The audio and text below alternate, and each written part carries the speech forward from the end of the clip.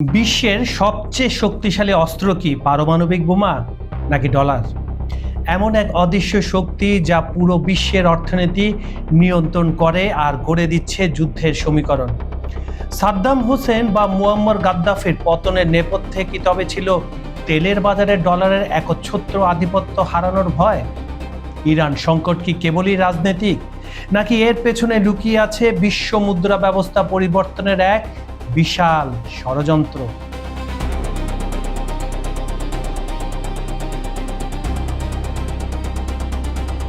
পেট্রোডলারে সেই অদৃশ্য জাল এবং বিশ্ব অর্থনীতির আগামীর ভয়াবহ সব সত্যি নিয়ে আজকের এই বিশেষ পর্ব। খবর সংযোগের আজকের অনুষ্ঠানে আমরা এমন এক বিষয় নিয়ে কথা বলবো যা আমাদের প্রতিদিনের জীবন, নিত্যপণ্যের দাম এবং বৈশ্বিক মুদ্রাস্ফীতির সাথে সরাসরি জড়িত। আপনার এবং আমার সাথে ডলারই কেন বিশ্বের রাজা, আর কেনই বা চীন বা রাশিয়ার মতো দেশগুলো এর বিকল্প খুঁজছে? থাকছে ইরান সংকটের নেপথ্যের অর্থনৈতিক সমীকরণ ও ভবিষ্যৎ বিশ্ব অর্থনীতির এক স্বচ্ছ বিশ্লেষণ। ভিডিও শেষ পর্যন্ত আমাদের সাথেই থাকুন, কারণ পেট্রোডলারের রহস্য উন্মোচনের পর আপনি বিশ্ব রাজনীতিকে আর আগের মতো দেখবেন না।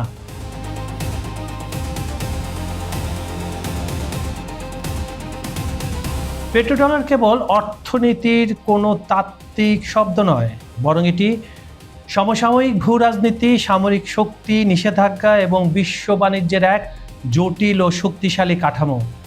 বিশ্বজুড়ে যুক্তরাষ্ট্র কেন অপ্রতিদ্বন্দ্বী সুপার পাওয়ার এখন পর্যন্ত? আপনি মানেন বা না মানেন, এই প্রশ্নের গভীরে তাকালে সামরিক শক্তি বা প্রযুক্তির চেয়ে যে বিষয়টি বড় হয়ে সামনে আসে তা হলো পেট্রোডলার। এই ব্যবস্থায় আন্তর্জাতিক তেলের বাজারে বাণিজ্যের প্রধান মুদ্রা হিসাবে মার্কিন ডলারকে ব্যবহার করা হয়। আমরা জানি এই ইরান যুদ্ধে হরমুজ প্রণালী যে বন্ধ আছে, সেখানে ইরান কিন্তু ডলারে কোনো আর ব্যবসা করছে না, হয় তাদের রিয়েল বা চীনের হুয়াং বা ক্রিপ্টোকারেন্সিতে। সেখানে কিন্তু এই ডলারটা মার খাচ্ছে, আর এখানে ট্রাম্পের ভয়, এবং অনেকে এখান থেকে ডলারের পতন দেখছেন। আধুনিক বিশ্ব অর্থনীতির প্রতিটি খাতই প্রত্যক্ষ বা পরোক্ষভাবে জ্বালানি তেলের উপর নির্ভরশীল, তা আমরা হারে হারে টের পাচ্ছি গত 102 দিনে। কিন্তু বিশ্বের সব দেশের কাছে তেল নেই। সৌদি আরব, রাশিয়া বা মধ্যপ্রাচ্যের দেশগুলো প্রধান উৎপাদক। যদি ধরেন ভেনেজুয়েলা ছিল, কেন ভেনেজুয়েলা তো বাদ দেন। আর ভারত, জাপান, ইউরোপ বা বাংলাদেশের মতো দেশগুলো আমদানিকারক, সঙ্গে চীন সবচেয়ে বেশি। এই বিশাল বাজারের লেনদেন দশকের পর দশক ধরে ডলারেই পরিচালিত হয়ে আসছে। 1959 থেকে 67 এই সময়টা পেট্রোডলারের চলন শুরু হয়। কেন পেট্রোডলার নাম দেওয়া হলো, কোথা থেকে চালু হলো, আপনি একটু ধৈর্য ধরেন, আমি প্রতিটা শব্দ আপনাদের বিশ্লেষণ করে শোনাবো। তার ফলে কি হয়েছে? তেলের দাম বাড়লে বা কমলে তার সরাসরি প্রভাব পড়ে ডলারের স্থিতিশীলতার উপর, যা বিশ্বজুড়ে আমদানিকারক দেশগুলোর বৈদেশিক মুদ্রার রিজার্ভ ও আভ্যন্তরীণ মুদ্রাস্ফীতিকে প্রভাবিত করে। আর সারা বিশ্বে ডলার চলে বলে মার্কিন যুক্তরাষ্ট্র 38 ট্রিলিয়ন ডলার ঋণে আছে, কিন্তু তারা করে কি? ডলার ছাপায় ফেলে, কারো অনুমতি লাগে না। এই জন্য এখনো তারা টিকে আছে। কিন্তু কতদিন? ডলারের বিবর্তন কখন থেকে কিভাবে হলো, যে কথাটা আমি বলছিলাম।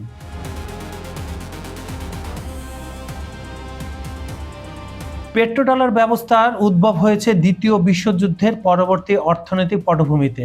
1944 সালে 44টা দেশ ব্রেটন উডস চুক্তিতে সম্মত হয়, যেখানে মার্কিন ডলারকে সোনার মূল্যের সঙ্গে নির্দিষ্ট হারে বেঁধে দেওয়া হয় এবং অন্যান্য দেশের মুদ্রা ডলারের সঙ্গে প্যাক করা হয়। এতে ডলার বিশ্ব মুদ্রার মর্যাদায় আসীন হয়, সে বসে পড়ল একদম সর্বোচ্চ শিখরে। তবে ভিয়েতনাম যুদ্ধ এবং স্নায়ুযুদ্ধে চাপে যুক্তরাষ্ট্র বিপুল অর্থ ব্যয়ের সম্মুখীন হয়, ফলে সোনার মজুদ আর ডলারের মুদ্রাস্ফীতি সামঞ্জস্য রক্ষা করা অসম্ভব হয়ে পড়ে। 1971 সালের 15 August president Richard Nixon gold standard থেকে সরে আসার ঘোষণা দেন, কারণ ডলারের বিনিময়ে তারা স্বর্ণের রাখতে পারছে না, মজুদ নাই, যা নিক্সন শক নামে পরিচিত। এই আকস্মিক সিদ্ধান্তের ফলে ডলারের বিপরীতে সোনা রাখার বাধ্যবাধকতা বিলুপ্ত হয় এবং যুক্তরাষ্ট্র অবাধে ডলার ছাপানোর সুযোগ পায়। যেটা আমি বলছিলাম, কিছু হলে তারা ডলার ছাপাতে থাকে, কারণ সেই পরিমাণ সোনা তো তাদের রাখতে হয় না। সোনা থেকে আলাদা হয়ে ডলারের গ্রহণযোগ্যতা ধরে রাখা ছিল যুক্তরাষ্ট্রের জন্য বড় একটি চ্যালেঞ্জ, আর সেই সমাধানের সূত্রই খুঁজে পাওয়া যায় মধ্যপ্রাচ্যের তেলের বাজারে। খেলাটা এখানেই শুরু।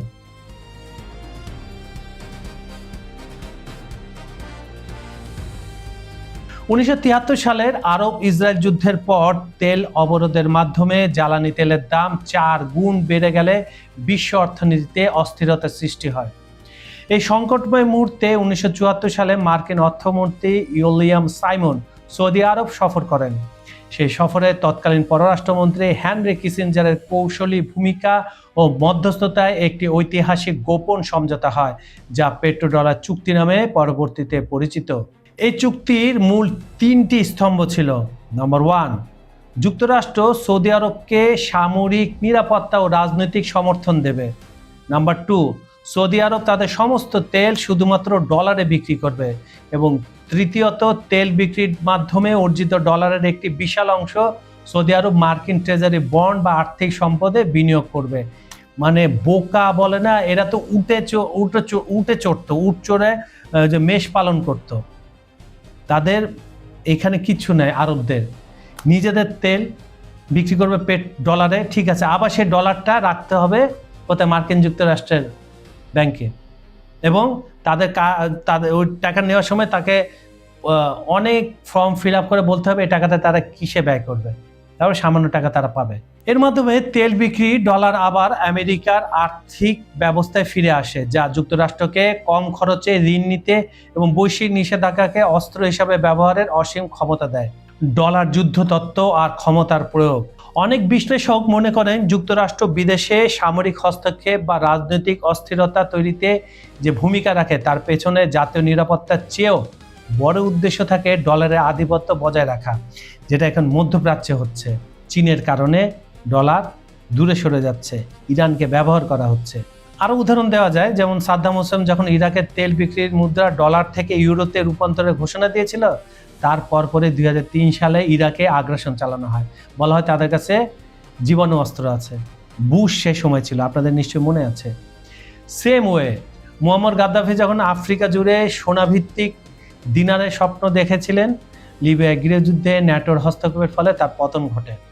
আর ভেনেজুয়েলার উপর নিষেধাজ্ঞার পেছনেও তেল বাণিজ্যের নিয়ন্ত্রণ রক্ষার ইঙ্গিত পাওয়া যায়। এখন তো সব তেল ভেনেজুয়েলা নিয়ে নিয়েছে, কিন্তু ভেনেজুয়েলার তেল অনেক ঘন, ময়লা, এগুলো পরিষ্কার করতে প্রচুর টাকা যায়, এই জন্য তাদের তেলের দাম অনেক। পৃথিবীতে সবচেয়ে শুদ্ধ তেল যদি আপনি পেতে চান তাহলে ইরানে আছে সবচেয়ে বেশি। সুতরাং তেলের বাজারে ডলারের একক রাজত্ব রক্ষা করা যুক্তরাষ্ট্রের বৈশ্বিক প্রভাব বিস্তারের অন্যতম প্রধান কৌশল হয়ে দাঁড়ায়। বর্তমানে পেট্রোডলার ব্যবস্থা বড় ধরনের চাপের মুখে পড়েছে। বিশেষ করে ইরানকে ঘিরে ক্রমবর্ধমান উত্তেজনা শুধু মধ্যপ্রাচ্যের যুদ্ধ নয়, বরং বিশ্বের তেলের বাজারে সাপ্লাই চেন ও দামের অস্থিতিশীলতাকে বহুগুণ বাড়িয়ে দিচ্ছে। মার্কিন নিষেধাজ্ঞার মুখে ইরান ও রাশিয়া বা চীনের মতো দেশগুলো ডলারের বাইরে বিকল্প মুদ্রায় বাণিজ্য শুরু করেছে। খুঁজছে না, তারা অলরেডি শুরু করে দিয়েছে। 2018 সালে চীন সাংহাই পেট্রো ইউয়ান ভিত্তিক অপরিশোধিত তেল ফিউচার্স বাজার চালু করেছে, যা এশিয়ায় ডলারের বিকল্প তৈরির প্রাথমিক পদক্ষেপ ছিল। এরপর ইরান তার হরমুজ প্রণালীতে খেল দেখাচ্ছে ডলারকে বাদ দিয়ে। জার্মানির ডয়েচে ব্যাংকের সাম্প্রতিক গবেষণায় দেখা গেছে জ্বালানি বাণিজ্যে মার্কিন ডলারের অংশ 2020 সালের 88% থেকে কমে 2024 সালে 79% নেমে এসেছে। 25-26 আরও নেমে এসেছে। কিছু কিছু জরিপে বলছে 45 থেকে 46। একই সময়ে ইউরো এবং ইউএনের ব্যবহার ক্রমান্বয়ে বৃদ্ধি পাচ্ছে। কেন্দ্রীয় ব্যাংকগুলো এখন ডলারের রিজার্ভ রাখার পরিবর্তে সোনা কেনার দিকে বেশি ঝুঁকছে, যা কাঠামোগত পরিবর্তনই ইঙ্গিত দিচ্ছে। ইরান, ইসরায়েল এবং মার্কিন সংঘাতের মতো ভূ রাজনৈতিক অস্থিরতা ঢাকাকেও চরম সংকটের মুখে ফেলতে পারে। তেলের দাম বাড়ছে, বাংলাদেশের মতো জ্বালানি আমদানি নির্ভর দেশগুলোর আমদানি ব্যয় ও ডলারের উপর চাপ বহুগুণ বেড়ে যাচ্ছে, যার প্রভাব পড়েছে বিদ্যুৎ, পরিবহন ও নিত্যপণ্যের বাজারে। পেট্রোডলারের এই প্রভাব তাই ওয়াশিংটন বা তেহরানের সীমানা পেরিয়ে আমাদের ঘরেও পৌঁছেছে, এবং এটার প্রভাব সবচেয়ে বেশি ভারতে। বিশ্ব ধীরে ধীরে বহু মুদ্রাভিত্তিক বাণিজ্যের দিকে এগোচ্ছে, যেখানে বিকল্প পেমেন্ট ব্যবস্থা এবং আঞ্চলিক মুদ্রার ব্যবহার বাড়ছে। যেমন ইরান রাশিয়ার রুবেলে ব্যবসা করে, আবার রাশিয়া ইরানের সাথে ইরানি রিয়ালে লেনদেন করে। চীনের সাথে ওদের যে মুদ্রা আছে হোয়াং, ওটাতে করে, এই জন্য আলাদা আলাদা বাড়ছে। যদিও ডলার এখনো আন্তর্জাতিক লেনদেনের কেন্দ্রবিন্দুতে রয়েছে, তবুও এর একচ্ছত্ব আধিপত্য এখন আর আগের মতো অনড় নয়। ভবিষ্যতের বিশ্ব কি নতুন কোনো মুদ্রা ব্যবস্থার দিকে ধাবিত হচ্ছে? সেই প্রশ্নের উত্তর এখনই পাওয়া না গেলেও ইরান সংকট আর বিশ্ব রাজনীতির বর্তমান যে টানাপোড়েন পেট্রোডলারের দীর্ঘস্থায়ী ভিত্তিকে যে নতুন চ্যালেঞ্জের মুখোমুখি দাঁড় করিয়েছে, তাতে কোনো সন্দেহ নেই। আপনার কি মনে হয় ব্রিক্স জোটের নতুন কোনো মুদ্রা কি আগামী 1 দশকে ডলারের একক আধিপত্যকে ভেঙে দিতে সক্ষম হবে? কমেন্ট করে জানাবেন। 1 দশক লাগবে না। এই যুদ্ধটা যদি আরো লিঙ্গার হয়, আর 2-1 বছরেই পেট্রোডলার মধ্যপ্রাচ্য থেকে বিদায় নেবে, তবে আস্তে আস্তে সারা পৃথিবী থেকে। বন্ধুরা, পেট্রোডলারের এই অদৃশ্য জালের উপরে দাঁড়িয়ে যখন আমরা আজকের এই বিশ্ব ব্যবস্থাকে দেখি, তখন একটি বিষয় স্পষ্ট হয়ে ওঠে: অস্ত্রের লড়াই হয়তো দেশ জয় করা যায়, কিন্তু অর্থনীতির লড়াইয়ে জয়ী হতে প্রয়োজন মুদ্রার আধিপত্য। আজ যে ইরান সংকট কিংবা ব্রিক্স জোটের মুদ্রার কথা আমরা শুনছি, তা কেবল মুদ্রার নাম পরিবর্তন নয়, এটি শতাব্দীর দীর্ঘস্থায়ী একটি বিশ্ব ব্যবস্থাকে বদলে দেওয়ার পদধ্বনি। ডলার কি তার হারানো গৌরব ধরে রাখতে পারবে, নাকি নতুন কোনো শক্তির উত্থান আসন্ন? সেই উত্তরের অপেক্ষায় গোটা বিশ্ব। আপনারা যারা আমাদের সাথে এতক্ষণ ছিলেন, আপনাদের কাছে প্রশ্ন: এই যে পেট্রোডলারের আধিপত্য কমার কথা বলছি, এটা কি আমাদের সাধারণ মানুষের জীবনযাত্রার খরচ কমাতে কোনো ভূমিকা রাখবে, নাকি মুদ্রার এই লড়াইয়ে আরও বাড়বে ভূ রাজনৈতিক অনিশ্চয়তা? আপনার বিশ্লেষণ আমাদের জানান কমেন্ট বক্সে। আমরা জানি বিশ্ব রাজনীতির প্রতিটি মোড় আমাদের দৈনন্দিন জীবনকে স্পর্শ করে যায়, তাই তথ্যের গভীরে প্রবেশ করতে এবং বিশ্লেষণের নতুন দিগন্ত উন্মোচনে আমাদের সাথেই থাকুন। আজকের এই বিশেষ পর্বটি ভালো লাগলে লাইক দিন এবং শেয়ার করে প্রিয়জনদের সচেতন করুন। আপনি পৃথিবীর যে প্রান্ত থেকেই দেখছেন, হোক সেটা বাংলাদেশ, ভারত, মধ্যপ্রাচ্যের মরুভূমি কিংবা ইউরোপের ব্যস্ত শহর, জানিয়ে দিন আপনার অবস্থান। আর হ্যাঁ, আন্তর্জাতিক রাজনীতির এমন সব বিশ্লেষণধর্মী খবর সবার আগে আপডেট পেতে সাবস্ক্রাইব করে বেল আইকনটি চেপে রাখুন।